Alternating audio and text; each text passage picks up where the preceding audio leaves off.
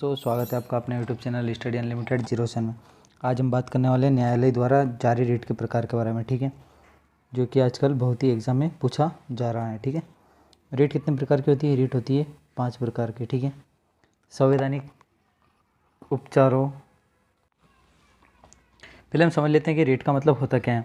जैसे कि संवैधानिक उपचारों संबंधित मूलाधिकारों का प्रावधान अनुच्छेद 32 से लेकर 35 तक दिया गया है। ठीक है, संविधान के भाग 3 में मूल अधिकार का वर्णन है। किस भाग में है? भाग 3 में मूल अधिकार का वर्णन है। यदि मूल अधिकारों का राज्य द्वारा उल्लंघन किया जाता है तो राज्य के विरुद्ध न्यायालय पाने के लिए संविधान के अनुच्छेद 32 के अंतर्गत उच्चतम न्यायालय में और अनुच्छेद 226 के अधीन उच्च न्यायालय में रिट याचिका दाखिल करके अधिकार नागरिकों को प्रदान किया गया है। ठीक है, संविधान में निम्नलिखित आदेश का उल्लेख है। मतलब कुल मिला के बात यह है कि अगर कोई भी अपने संविधान में जो अपने मूलाधिकार है उसका अगर कोई हनन करता है तो उसके खिलाफ हम उच्च न्यायालय में इसकी अर्जी कर सकते हैं, जो कि अनुच्छेद 226 के अंतर्गत आता है। किस अनुच्छेद के अंतर्गत आता है? 226 के अंतर्गत आता है। ठीक है, अब बात की जाती है कितने प्रकार के होते हैं। यह होते हैं 5 प्रकार के। कितने प्रकार की रिट होती है? 5 प्रकार की। कौन कौन सी? बंदी प्रत्यक्षीकरण, परमादेश रिट, प्रतिषेध रिट और उत्प्रेषण लेख, साथ ही साथ अधिकार प्रक्षा। अब यहाँ पर मैं और अगर न्यायालयिक रिट के बारे में अगर जानना चाहते हो तो मैं बता सकता हूँ यहाँ पर कि संविधान का अनुच्छेद 226 एक उच्च न्यायालय को नागरिक के मूलाधिकार के प्रवर्तन और अन्य किसी उद्देश्य के लिए बंदी प्रत्यक्षीकरण, परामर्श, उत्प्रेषण, प्रतिषेध एवं अधिकार प्रक्षा है। ठीक है, अब हम समझ सकते हैं कि इसके लिए कैसे क्या हम न्यायालय में शरण ले सकते हैं। इसके लिए समझना कि उच्च न्यायालय का एक रिट क्षेत्राधिकार जो कि अनुच्छेद 226 के अंतर्गत है। ठीक है, उच्चतम न्यायालय के क्षेत्राधिकार अनुच्छेद 32 के समवर्ती है। ठीक है, इसका तात्पर्य है कि जब किसी नागरिक के मूल अधिकार का हनन होता है तो पीड़ित व्यक्ति का अधिकार है कि वह या तो उच्च न्यायालय या उच्चतम न्यायालय सीधे जा सकता है। यद्यपि उच्च न्यायालय का इस संबंध में न्यायिक क्षेत्र में उच्चतम न्यायालय से ज़्यादा विस्तारित है। मतलब यहाँ पर ऐसा है कि उच्च न्यायालय का इस संबंध में न्यायिक क्षेत्र में उच्चतम न्यायालय से ज़्यादा विस्तारित है। मतलब जो इसमें जो शक्ति दे रखी है किसकी? उच्च न्यायालय की, वह सुप्रीम कोर्ट से भी अधिक है। किसके पास है? हाई कोर्ट के पास। ठीक है, हाई कोर्ट के पास सुप्रीम कोर्ट से भी ज़्यादा शक्ति इस क्षेत्र में है। किस क्षेत्र में है? रिट के क्षेत्र में। ठीक है, अब आगे मैं आपको बता दूं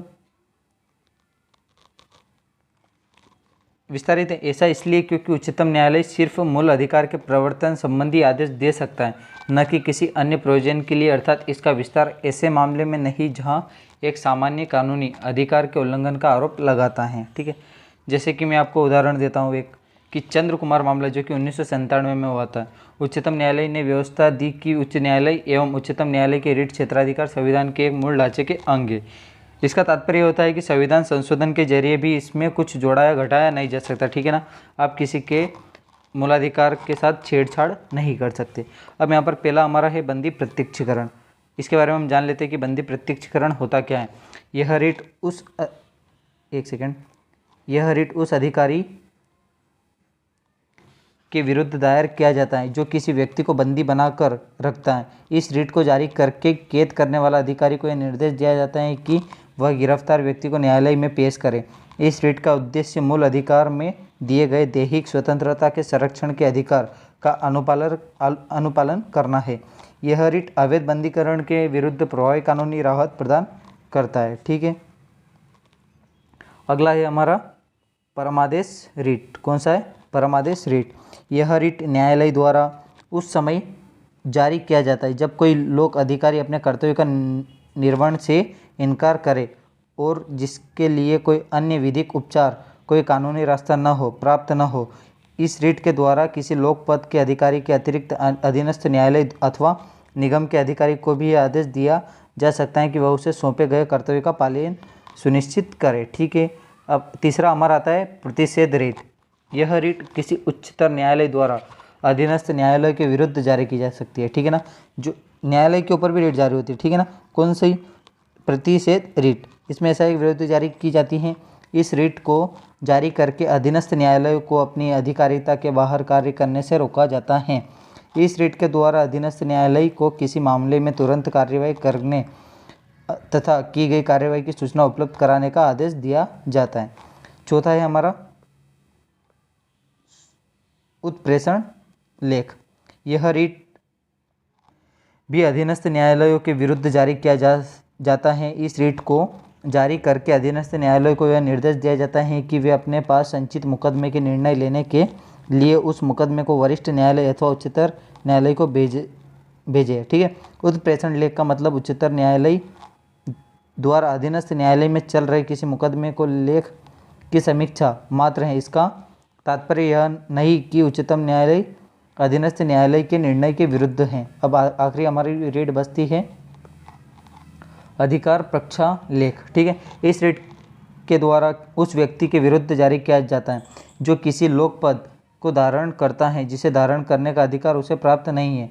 इस रीट द्वारा न्यायालय लोक पद पर किसी व्यक्ति के दावे की वैधता की जांच करता है। यदि उसका दावा निराधार नॉट वेल फाउंडेड है तो वह उसे पद से निष्कासन कर देता है। इस रीट के माध्यम से किसी लोक पदाधिकारी को अपने अधिकार क्षेत्र से बाहर जाकर आदेश देने से रोका जाता है। ठीक है दोस्तों, यह हमने आपसे आज बात करी रीट के बारे में। ठीक है। यह अभी रीट्स का क्वेश्चन आता है रेलवे एनटीपीसी में। ठीक है। अगर वीडियो आपको पसंद आए है तो लाइक कीजिए, शेयर कीजिए तथा सब्सक्राइब कीजिए। ठीक है दोस्तों, मिलते हैं अगले चैनल में। जय हिंद।